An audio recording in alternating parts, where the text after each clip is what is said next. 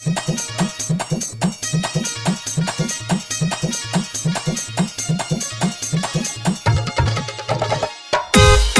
Saurabh DJ Saurabh DJ Saurabh DJ Saurabh DJ Saurabh hitech hitech hitech hitech hitech. आपके गांव का क्या नाम है? चंद्रसा Kala. Chandrasa Kala.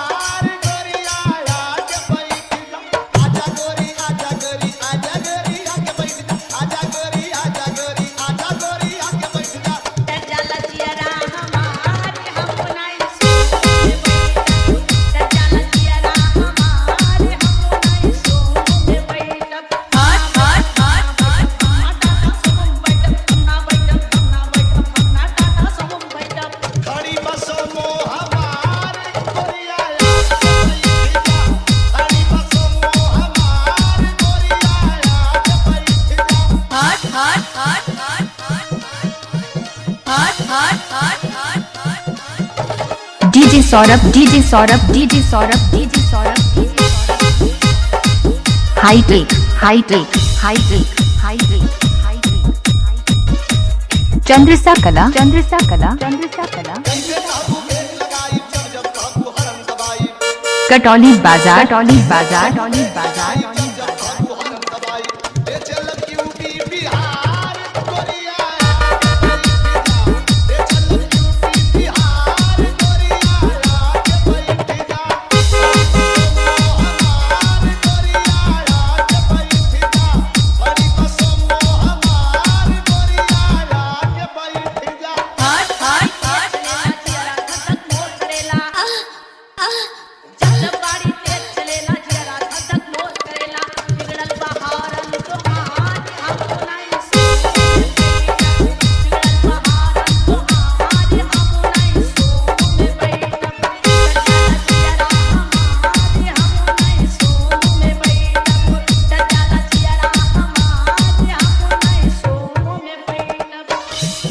DJ Saurabh DJ Saurabh DJ Saurabh DJ Saurabh DJ Saurabh hitech hitech hitech hi tech.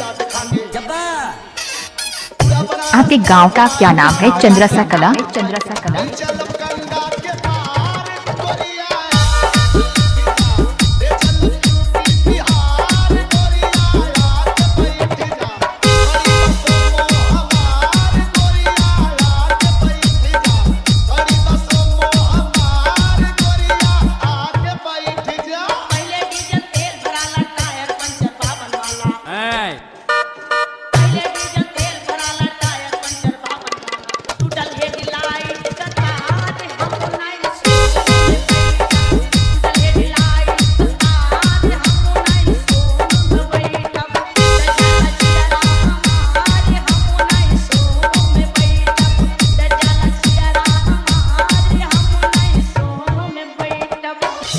DJ Saurabh DJ Saurabh DJ Saurabh DJ Saurabh DJ Saurabh hitech hitech hitech hi tech.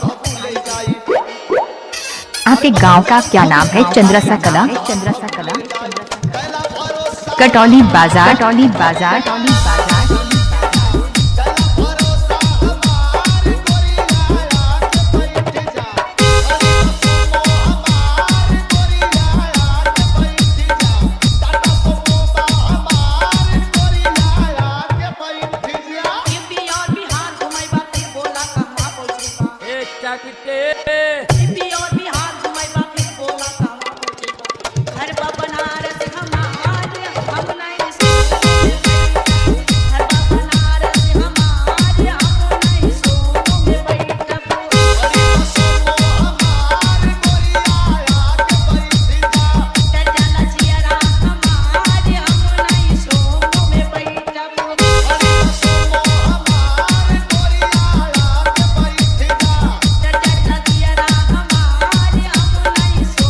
गाना mix करवाने के लिए संपर्क करें 9336018992।